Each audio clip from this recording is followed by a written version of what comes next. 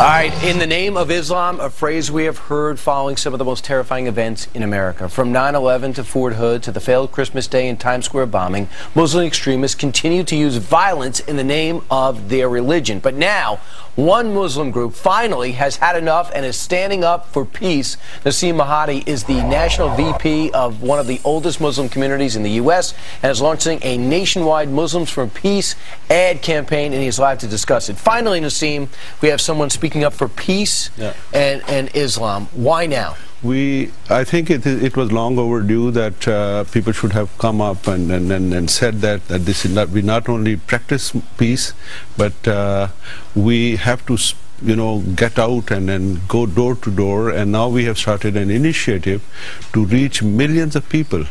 And this flyer, which says that Muslims for Peace, is being distributed in millions all across the country.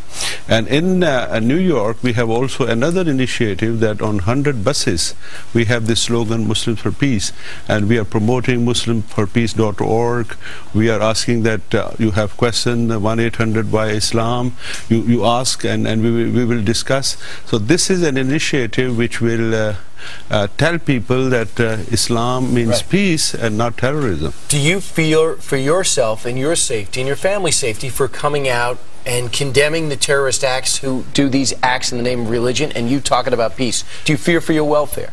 You know, my personal fear is not important. The fear is that if we don't speak out, then first of all, the majority of the Americans, they will not have this perception which is very damaging, that perhaps every Muslim is a terrorist. Right. So we have to change this perception. And secondly, our own next generation is in danger, because there is a lot of propaganda by these extremists through internet and through other means, and they are trying to tell them that this is a holy war against United States, this is a holy war against the infidels, and you have to take part. And Faisal Shahzad was a person very well educated from a very good family, and then he was converted to a bomber.